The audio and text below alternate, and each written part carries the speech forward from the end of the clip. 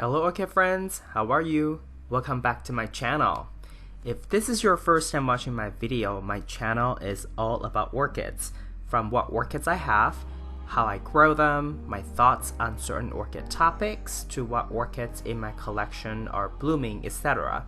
So if you want to follow along my orchid hobby adventure, please consider subscribing to my channel and turn on the notification. Today in this video, we're going to look at my Phalaenopsis golden leopard. This one is a grocery store Phalaenopsis as well, from my local grocery store, Trader Joe's, but this one is in full water culture, or I guess water culture, and it's the second blooming since I converted it to water culture. So let's begin the video by watching a video footage from its last blooming cycle, just so that you can have a reference point on how well this orchid has done since this video. So just to have a sense of how this how this orchid was and how it has developed this year.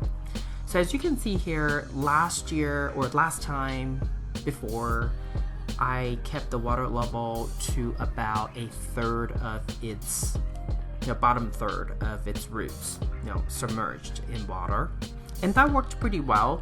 There were a couple of roots that were completely dead. That was because this orchid did not stress. This orchid immediately adapted to the water culture method.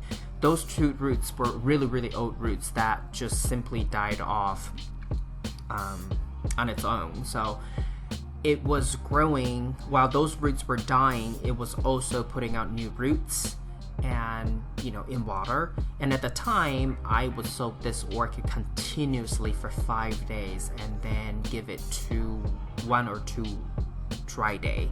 And sometimes if I forget, this orchid will be in water for a week straight. And so this orchid at the time was not technically full water culture. Occasionally it was semi-water culture, but either way it's in water culture. And a few of my Chinese subscribers had commented and saying that water culture orchids don't bloom and they only grow leaves and roots sometimes. And I said that's not true, because I've seen lots of YouTubers, people who share their water culture orchids that have bloomed year after year. And this one is an example, at least for my collection. This is one of the 2 or 3 orchids in water culture that have consistently done really well in terms of all kinds of root, leaf production as well as blooming. So it is possible, but it does take a little bit more time than what most people think. But we can go into that a little bit more later in the video. But here you can see at the end of the flower spike, there was that one bud that blasted. So last time, this orchid produced a total of 5 flowers, 1 blasted. So just remember that. And then this year, I can give you a little preview, right? This year, this orchid has done better, but we still have a little bit of accident, which I will talk about in a later portion of the video. But overall, I think water culture method is a fun method to try. But for me, as an orchid grower, having more than 100 orchids in my collection, if every single orchid is in water culture, I think it would just take too much time. And the reason I say that is that water culture actually requires the orchid grower to continuously observe and adjust the water level as well as the water and roots relationship, because it's really not about adding water and then you forget about it for an extended period of time until there's no more water.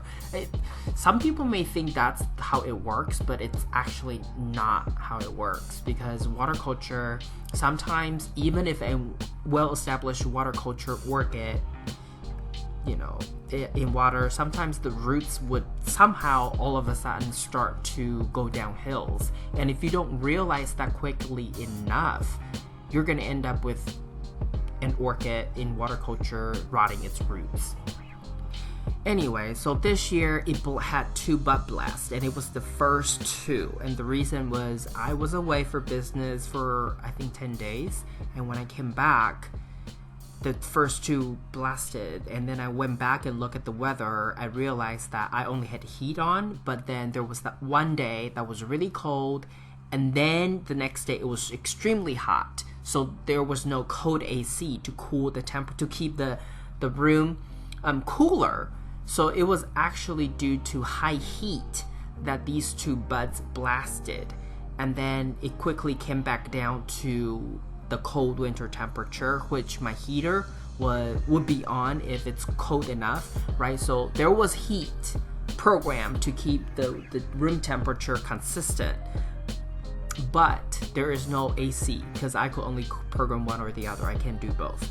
So unfortunately, 2 buds blasted, the first 2, and then it wasn't until end of February 2019 that the first flower opened, and it was this orchid's 3rd bud. So I could have had 7 flowers, which is better than last time, but this year altogether though, in total at the end, I only had 5 bloom out of this orchid, which I'm okay with, but I wish that, those 2 buds didn't blast. Okay, so this year I think that the flowers are slightly bigger and it's more substantial than last year. You may not be able to tell, but just by touching it, feeling it, I feel that the flowers are of more substance. And that may have to do with the fact that I was better about giving it more fertilizer, because last year it was after I converted it that that I started to add quarter string fertilizer here and there, but it wasn't too consistent. And this year I did also up the fertilizer amounts somewhat here and there. And also I think this orchid also just got more mature, so it produced flowers that are slightly more of substance. Another reason why I didn't put a whole lot of fertilizer or stronger strength of fertilizer last year for this orchid was because I was still trying to figure out the best water culture method for this orchid. Whether, I need to have higher water level, whether I need to have more dry days, that kind of thing. So I was still trying to play out how this orchid should be for in water culture, that I didn't want to introduce too many variables for me to be able to say, okay, this is how this orchid likes, right? Certain water level, and I want to keep certain variables the same, certain factors the same, consistent throughout.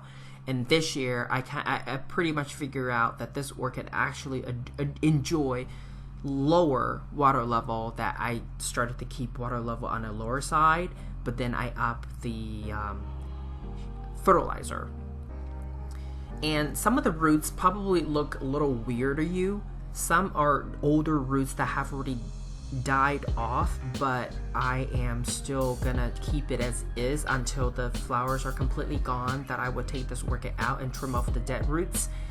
And there are some roots that have grown into the bottom of the cup, but then there are also some area roots growing up. So when I take this orchid out, I would then, tactfully wet the area roots and then start to, and I would bend it down so that I would channel the roots back into the cup as I put it back into the cup, the entire orchid back into the cup. So that way it would have more roots inside the cup to continue to drink up the water that I give it. Overall, I think water culture is a very fun method, and everybody should try it just so you know whether that method is for you or for your environment. But I think it's also a slightly more time-consuming method if you really want to do it right, because you really do have to observe and adjust, constantly.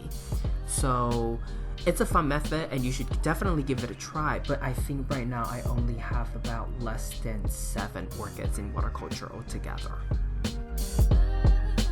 This is all I have for you today. If you like this video, please give it a thumbs up, and if you would like to get more orchid related videos from my channel, please subscribe and turn on the notification. I want to wish you happy growing, and I will talk to you in my next video. Ciao!